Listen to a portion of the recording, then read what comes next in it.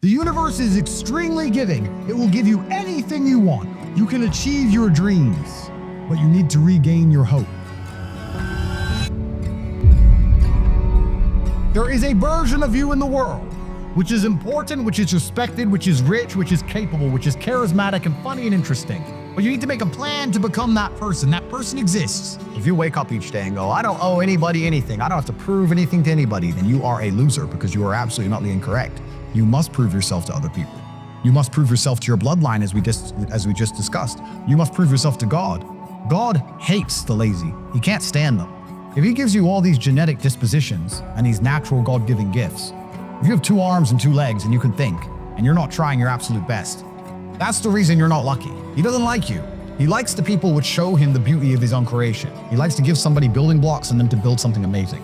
It's the best thing about being a man. You have to build who you are, right? You can decide if you want to be a funny comedian or a musician or a kickboxing world champion, fight the Matrix. You can decide whatever you want to be. God loves to see that. Those people, for some reason, seem to be enormously lucky, right? The person who goes, I don't have to prove anything to God. I don't owe all of my ancestors any effort. You know, for 5,000 years, people were dodging saber-toothed tigers and catching the plague and running from Genghis Khan. I don't owe them anything.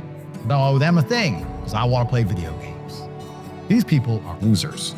I wake up every day with something to prove. I have hundreds of millions of dollars. I'm in fantastic shape, 4 times world champion. I will have to be braver. I must try harder.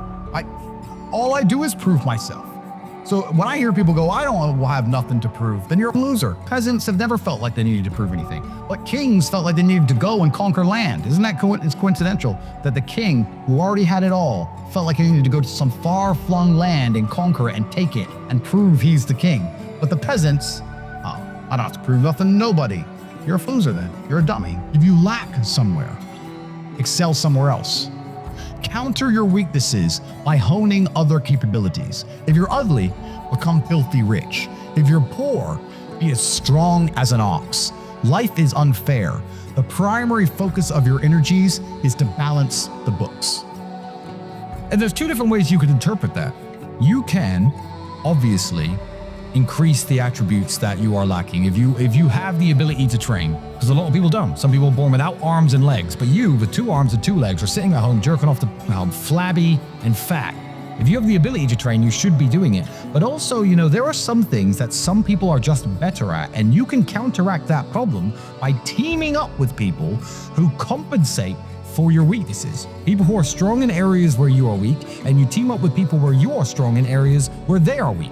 So if you have a disadvantage, you also have somewhere God has given you a distinct advantage over others, and it is your duty to excel in that realm. It is your duty to become so monumentally influential and powerful within that specific criteria in which you have the capability to be brilliant, that your weaknesses no longer appear because they can be simply overshadowed by your network or overshadowed by your absolute competence. And when people come to me and say, oh, this happened, I'm really sad, or my heart broke, or this bad thing happened to me, I say, good. Thank the Lord that he's given you this endless source of motivation. You're wasting it.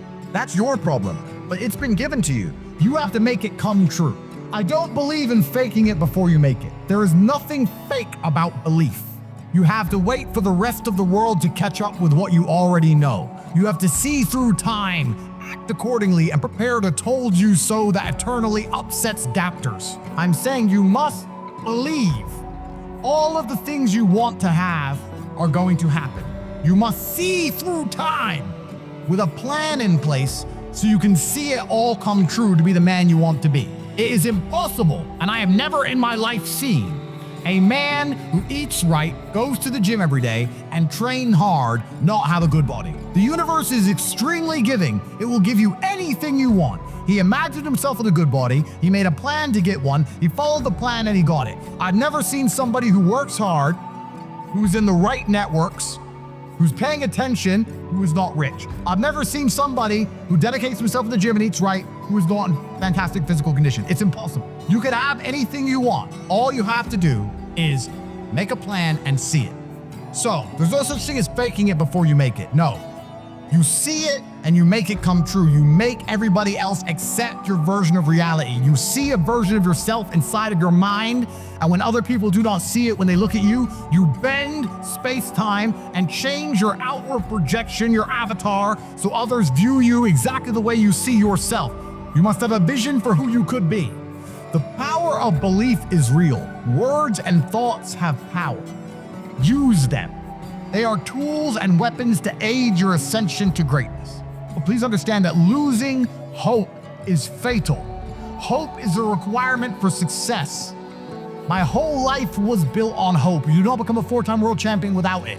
You cannot put yourself through the training required, through the sacrifices and pain, unless you believe and hope that you're going to win, that it's going to pay off in the end. You must believe in yourself.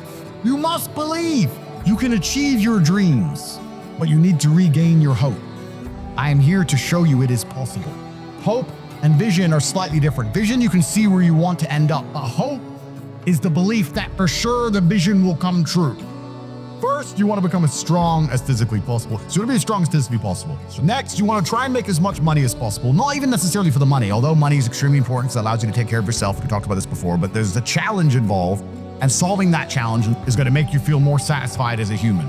Happiness comes from success, and making money is success. You should try and make people around you smile and be happy.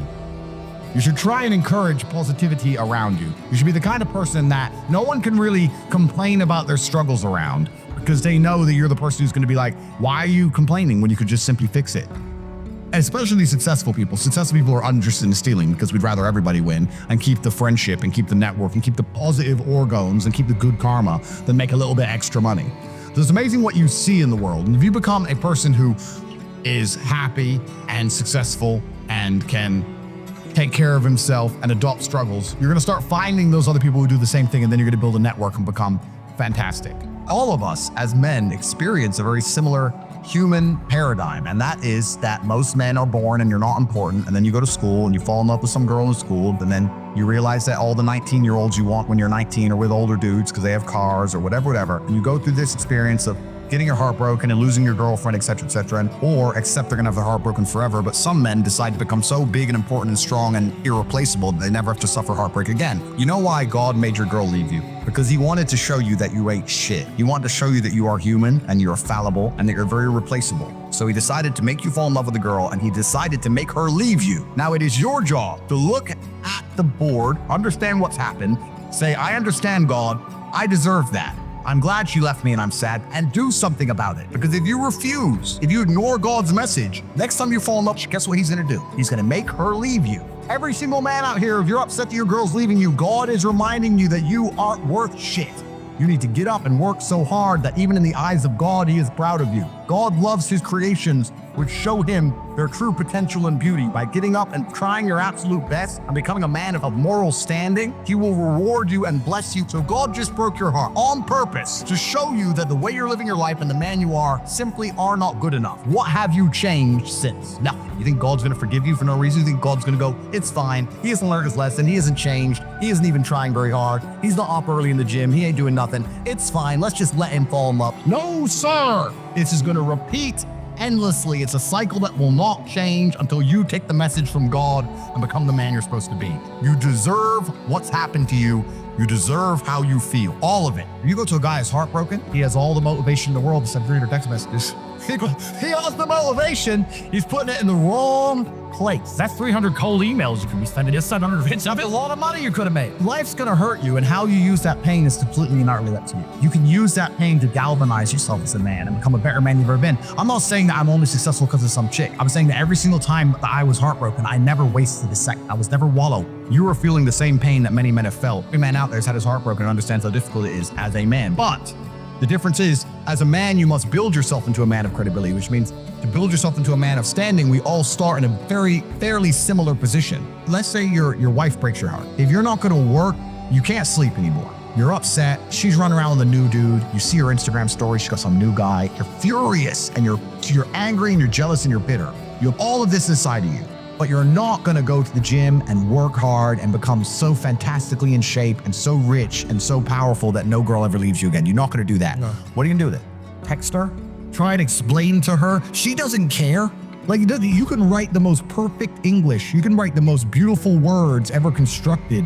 Forget Shakespeare. You can do, it doesn't matter. She doesn't care. She just doesn't care. She's distracted. She forgot about it. She forgot about it.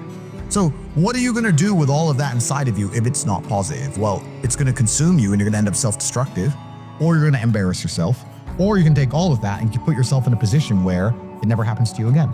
If you're not prepared to walk away from the table, you cannot negotiate. And that is absolutely true in a relationship. If you are not prepared to get rid of her, then what are you negotiating? If you're not prepared to say, sorry, that's the red line, goodbye, then you don't have a negotiating position. You don't have one, because you'll just say no, no, no, no, no, forever. It will stay forever. There has to be a line you will not allow to be crossed. There has to be, right? If you're telling me there's no scenario in which you will leave her, I can't help you. Because I have people smash me all the time and they go, oh yeah, but it's easy for you, Tate, you don't care. I say, no, incorrect. I will tell you right now on this podcast, I have walked away from women I loved with all my heart and women I missed for months, but I never told them, and I never text them. I was a man about it. Being a man about things is not feeling things. It's being a man about it. Be a man about it. If she's not going to be the woman you need her to be, she has to go.